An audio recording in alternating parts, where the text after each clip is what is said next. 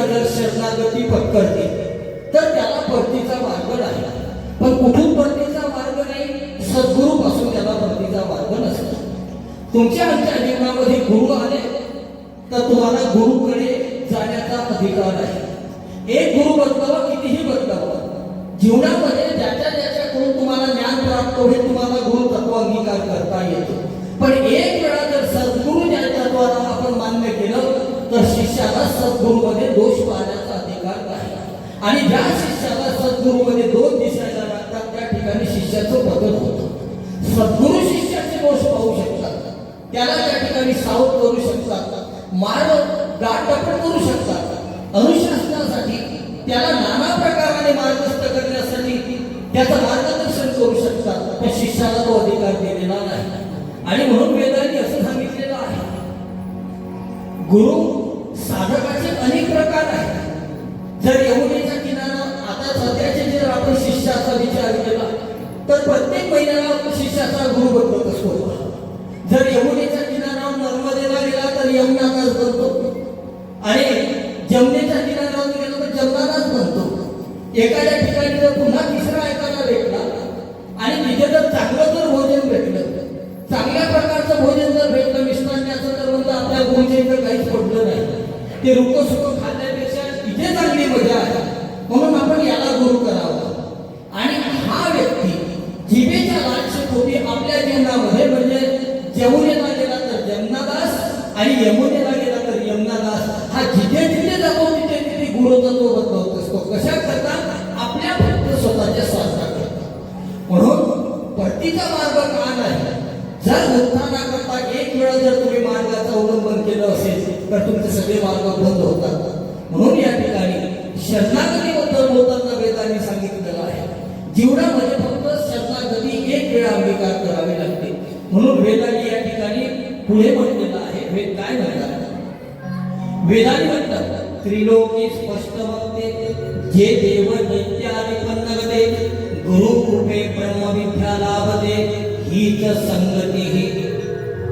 कधी कधी शिष्याचे दोष पाहायला लागतात. गुरु एखाद्या वेळेला लहान मुलांकरता जशी आई प्रेमळ असते, वात्सल्याचा भाव ठेवते, तसे गुरु कधी कधी आईप्रमाणे वात्सल्याचा करतात. आणि कधी कधी तीच आई एखाद्या वेळेला चंडीचं रूप धारण करते.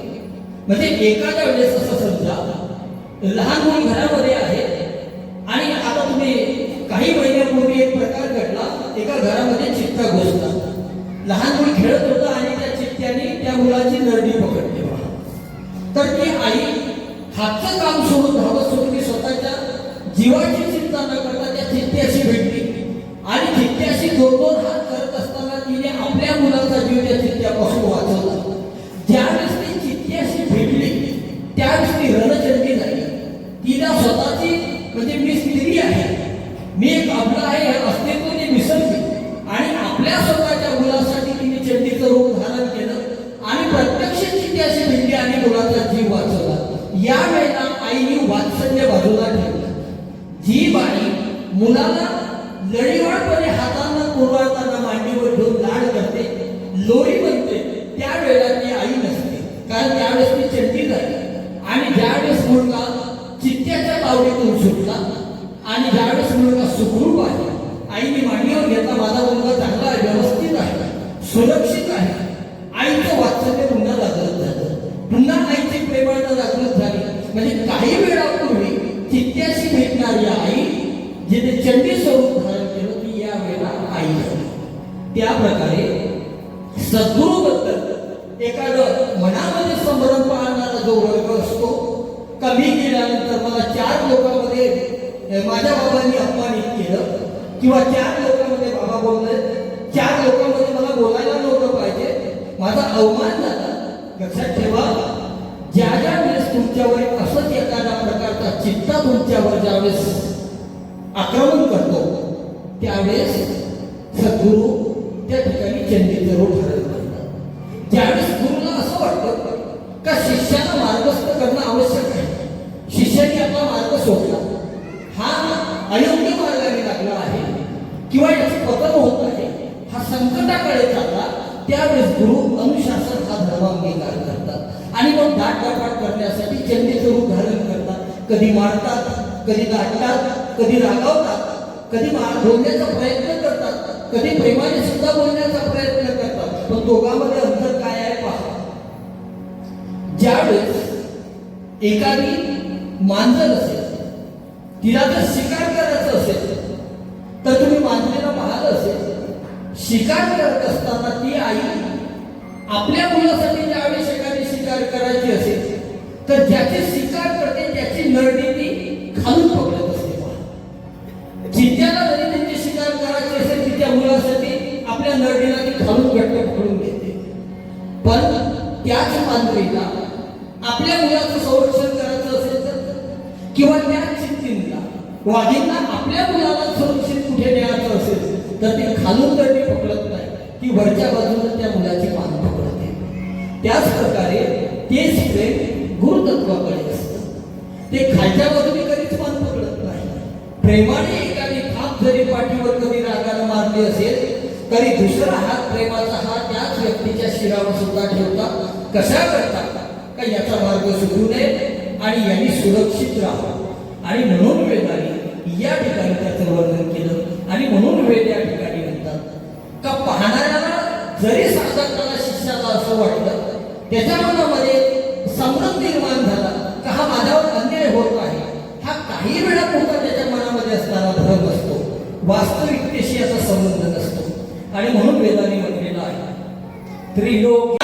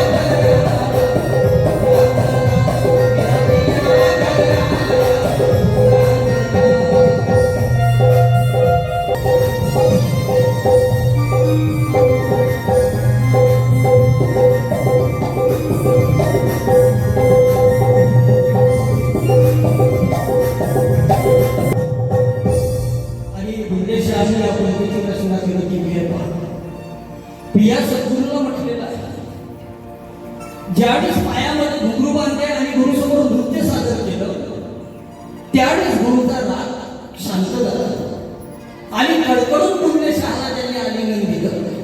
आणि ज्यावेळेस आलिंगन दिलं पुण्यशहाचा राग शांत झाला आणि त्यावेळेस त्यांना आनंद झाला.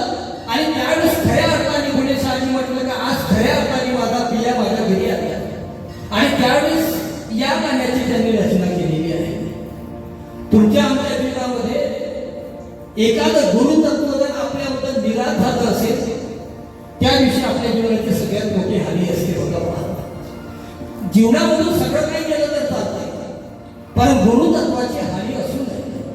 आणि म्हणून वेदाने सुद्धा या ठिकाणी असं म्हटलेलं आहे, संज्ञामान सर्वस्वी गुरुतत्वाची योग्यता संज्ञा त्या समज्योती कृपामूर्ती गुरुराया गुकार प्रथम वर्ण माया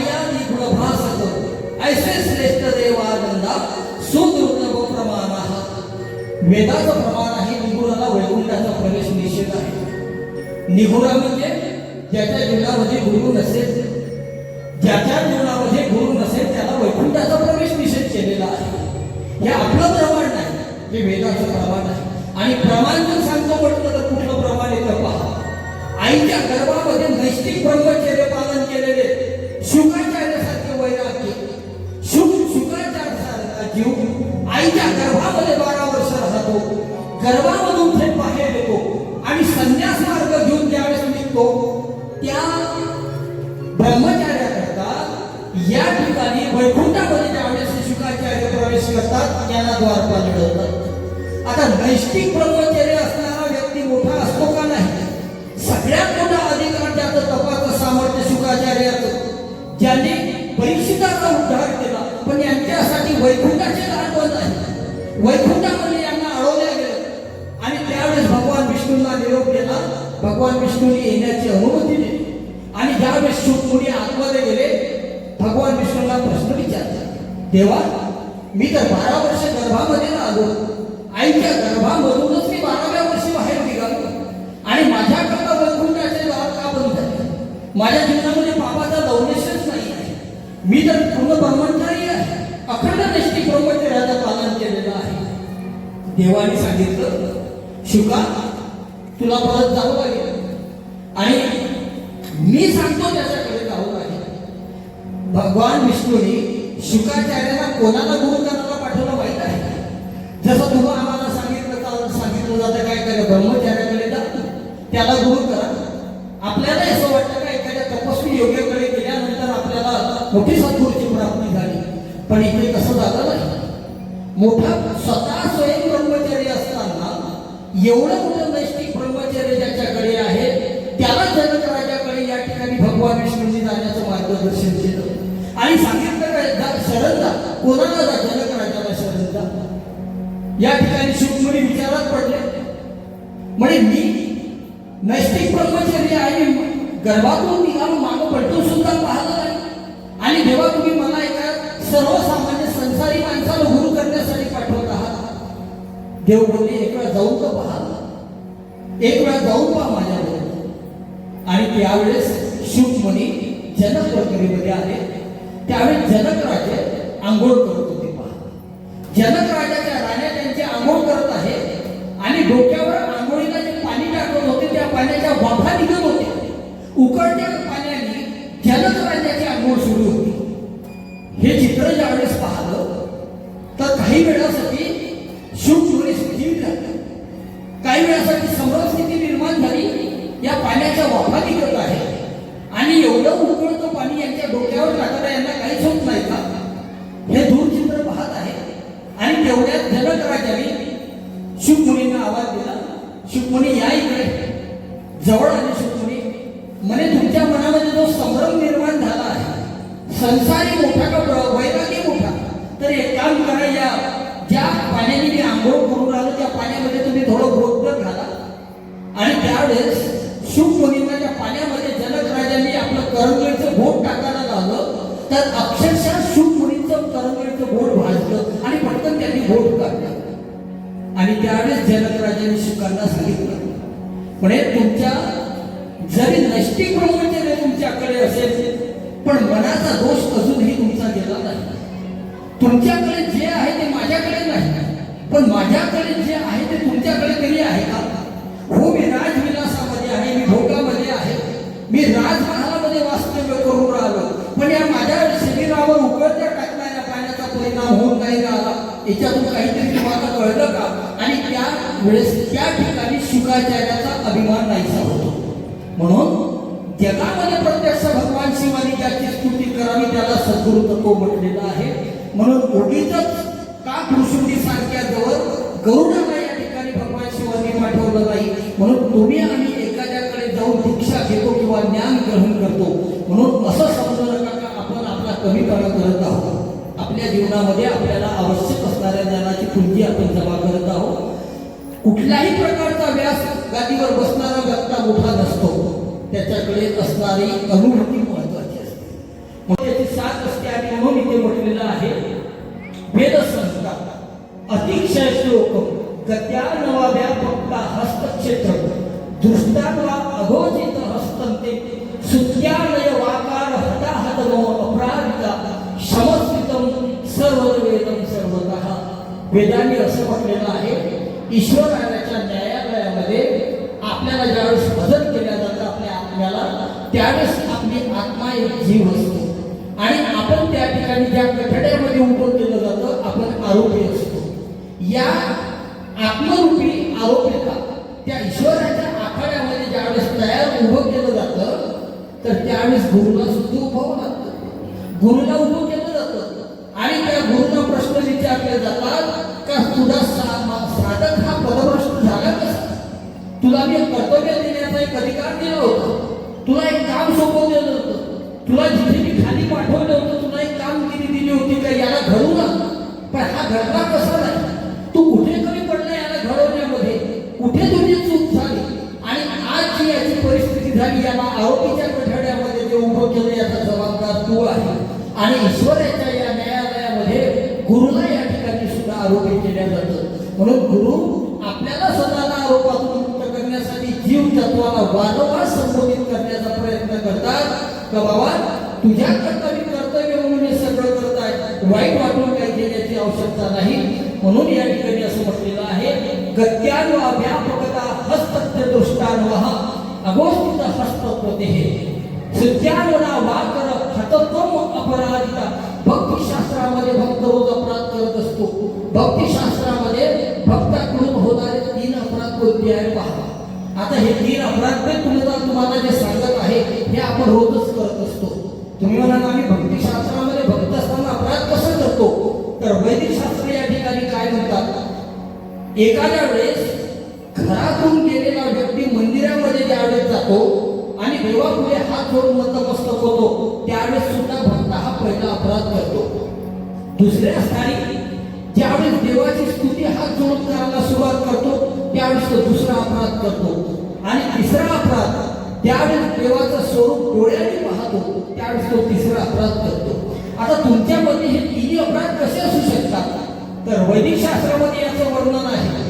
मी ज्यावेळेस घरामधून निघतो, मंदिराच्या दिशेने निघतो, मंदिरामध्ये येतो, पण ज्या करता मी मंदिराच्या दिशेने निघताना मंदिरामध्ये येणारी जी उत्सुकता होती, मंदिराविषयी असणारा जो भाव माझ्या मनामध्ये होता तो माझा भाव माझ्या घरातल्या मंदिराविषयी होता. जर आपल्या घरामध्ये असणाऱ्या मंदिराविषयी मंदिर मोठ्या चैत्यालयाचा भाव जर आपल्या घरातल्या असणाऱ्या मंदिराविषयी तुमच्या मनामध्ये नसेल, घरातल्या मंदिराला दुर्लक्षित करून जर बाहेरच्या मंदिराला तुम्ही जास्त मोठं स्थान दिलं तर त्या दिवशी पहिला दोष तुम्हाला लागतो तो घरच्या मंदिराचा. म्हणून तुमच्या घरामध्ये असणाऱ्या मंदिराला सुद्धा तेवढं स्थान द्या जे आपण बाहेरच्या मंदिराला स्थान देतो. म्हणून पहिला अपराध आपण हा रोजच करतो. म्हणजे बरेचसे माणसं तर असे आहेत, महिला तरी घरात पूजा करतात मंदिरामध्ये, पण माणसं त्या मंदिराकडे डोकावून सुद्धा पाहत नाही, ते मंदिराच्या दिशेने वाटेला पाणी घेऊन जातात, त्यावेळेस तो पहिला अपराध करतात.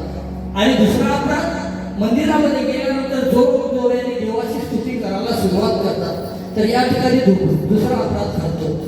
देव म्हणतो इथे येऊन माझी स्तुती करायच्या पूर्वी घरामध्ये मी जे तुझ्या बसलो होतो मंदिरामध्ये 1 सेकंद माझी स्तुती केलीस, म्हणून बाहेरच्या मंदिरात निघण्याच्या पूर्वी तुम्हाला घरातल्या देवाची स्तुती खूप बंधनकारक आहे. आधी घरातल्या देवाची स्तुती करा मग मंदिराकडे. हा दुसरा अपराध टळतो. तिसरं काय सांगितलेलं आहे, लोक आता पंढरपूरला जातात आणि पंढरपूरला गेल्याबरोबर आल्याबरोबर आपल्याला सांगतात मी ना खूप वेळ देवाची मूर्ती पाहली, स्थिर राहिलो, बळीला पैसे सुद्धा दिले आणि माझं मन तृप्त झालं. हा तिसरा अपराध होतो. मंदिरात गेल्यानंतर पैसे देऊन मंदिराची मूर्ती डोळ्याने पाहिल्यानंतर असं वाटत असेल का खूप मोठं पुण्याचं काम केलं आहे, तर घरच्या मूर्तीचा दोष लागतो का? तुला मंदिरामध्ये स्तुती करून मंदिरातली मूर्ती तुला डोळ्याने पाहता आली, पण घरामधल्या असणाऱ्या मूर्तीचं काय मग? म्हणजे एका मूर्तीचं प्राकट्यकरण करत असताना घरच्या देवाला तू खाली आणलेला आहेस, म्हणून जिथे तो आहे तोच घरी होता. जेवढा मान त्याला तेवढा मान यालाही पाहिजे होता. या 3 प्रकारच्या अपराधापासून वाचण्याकरता गोस्वामी तुलसीदासांनी आपल्याला रामायणामध्ये 4 वेळा तुलसीदासांनी सद्गुरूचं वर्णन याच करता केलं आहे का मलाही देव कळला नाही, मलाही देव माझ्या समोर चंदन मागायला आला, मी त्याला हाकलून लावलं मलाही सांगणारा गुरुच होता. त्या हनुमंतरायाने पोपटाचं रूप घेतलं आणि मला सांगितलं, अरे जो तुला चंदन मागून राहिला त्याला चंदन देत नाही, तो राम आहे, त्याला मुठभर चंदन दे. आणि त्यावेळेस मी त्याला चंदनाचा टीका लावण्यासाठी दिला. तोपर्यंत मलाही कळलं नाही, मी माझ्या देवाला परत पाठवलं. तर सद्गुरूचा अधिकार एवढा मोठा आहे का देवाशी आणि तुम्ही आपण जरी एकरूप असलो तरी देवाला ओळखण्याचं सामर्थ्य आपल्या डोळ्यामध्ये नाही. आणि म्हणून ती दृष्टी आपल्याला प्राप्त व्हावी, त्याला दिव्य चक्षु म्हटलेला आहे. तर दिव्य चक्षु प्राप्त झाल्यानंतर तळातळामध्ये जीवाला देवाचं दर्शन होत असतं. म्हणून वेदांनी या ठिकाणी म्हटलेलं आहे. वेद काय म्हणतात? कार्पण्य दोषो महत्स्वभाव पृच्छामित्व धर्म समुच्चयः यच्छेय सन्निधिरोहि तन्मे शिष्य धीमता प्रपन्नेः. आता दुसरा पुन्हा पाठ या ठिकाणी येतो. मंदिरामध्ये आपण गेलो तर आपण देवाला एक ऑफर द्यायचा प्रयत्न करतो. म्हणजे मंदिरात गेले आणि खिशात हात टाकला, बटवाच नाही. बटवा पाहून राहिला, बटवा घरी राहिला. मग बटवा घरी राहिल्यानंतर देव तुम्हाला हाकलून लावतो का मंदिरातून? का अरे अरे तू घरचा बटवा खिशातला घरी विसरता, परत जा. तुमच्या मनामध्ये हा भाव कसा काय आला? का माझा बटवा मी घरी राहिला, देवा मी चूक केली. म्हणजे आपला एक स्वभाव या ठिकाणी जागृत झाला.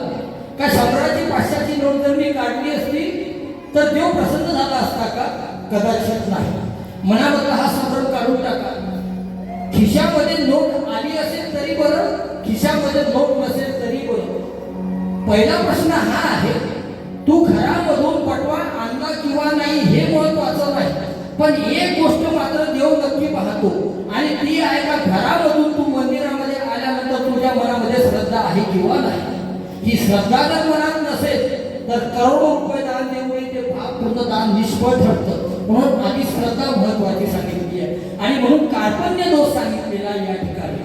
जर या ठिकाणी श्रद्धा नसेल तर कार्पण्य नावाचा दोष तो मागावा लागतो. आणि म्हणून वेदांनी या ठिकाणी सावधगिरीने असं म्हटलेलं आहे, यच्छेय सानिधी गृहीतन्वे शिष्यानि धीमत्वा प्रपन्नेन सर्वागती. म्हणजे शरणागती काय करते? शरणागती आपल्या शरीरामध्ये हावी झालेल्या इंद्रियांना कुठेतरी लोळून घ्यायला लागते. तुमच्या आमच्या शरीरामध्ये पैलवान कार्यरत आहे. मन आणि बुद्धी हे दोन मोठे सगळ्यात प्रबळ पैलवान आहेत. जसं तुम्ही कुस्तीच्या आराखड्यामध्ये पाहिलं असेल, पैलवान असतात. एक पैलवान दुसऱ्याला पछाडतो आणि दुसरा पैलवान पहिल्याला पछाडतो. ही स्पर्धा सुरू असते. पण याच्यामध्ये एक पैलवान कोणीतरी या ठिकाणी विजयी होतो.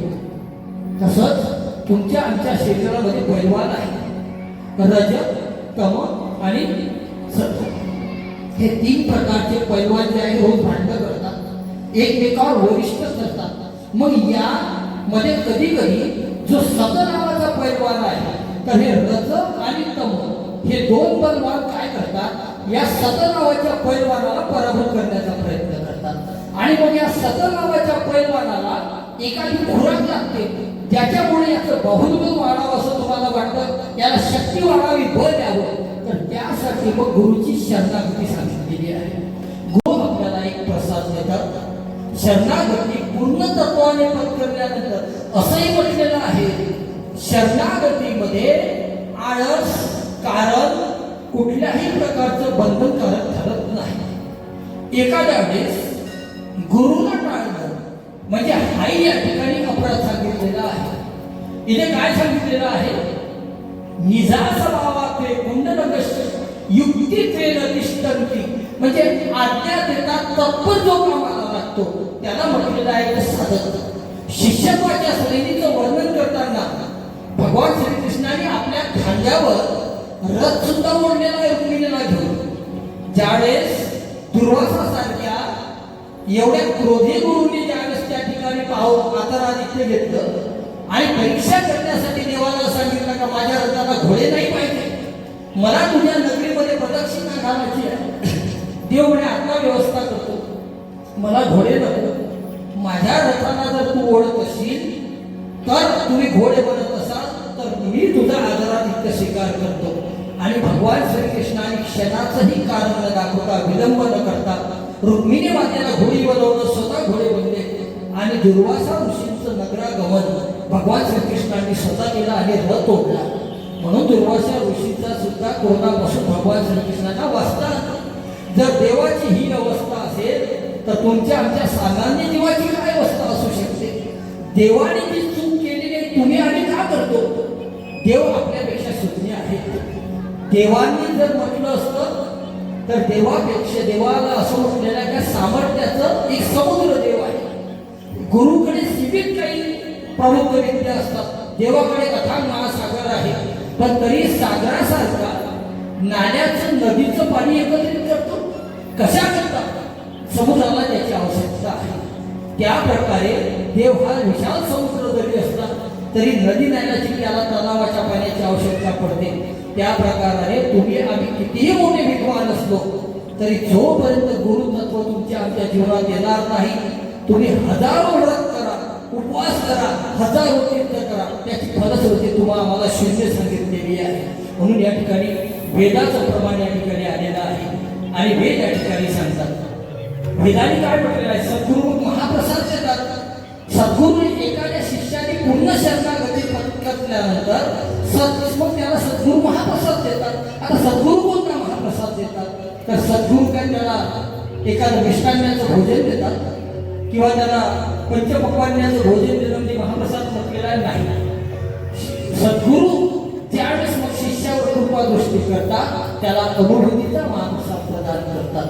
आणि अनुभूतीचा महाप्रसाद म्हणजे जे मी जगलो आहे, जे मी अनुभवलेलं आहे, मी ते तुला प्रदान करतो आणि मी माझ्या मार्गाला निघतो. गुरुतत्व एका जागी स्थिर नसतं. गुरुचं काम आहे नदीच्या पाण्यासारखे प्रवाहित असते. ज्ञान हे प्रवाहित असतं आणि गुरु सुद्धा प्रवाहित असतात. एक वेळा केलेला शब्द पुन्हा ते रिपीट करत नाही. हे गुरुतत्वाचं या ठिकाणी विशेषण वेदाने सांगितलेलं आहे. आणि म्हणून वेद असं म्हणतात, यथा निज स्वभावने कुंडलकारस्य सुवर्णन्यं तिष्ठन्ति ब्रह्मशाश्वतं यदत्तेन सर्वतः स्वयं तथा विदो भूत्वा यत्र कृताविदं ध्यानाद भवतिता तव दृश्यं विद्यतः. कर जाने आए मन की पीर सुना मुझे तेरा, मिट जाए पापों का फेरा, दास को चरण चिल्लाए जगा सतगुरु ज्योत से ज्योति जगाओ, मेरा अंतर दिल मिलाओ, सतगुरु ज्योत से ज्योति जगाओ.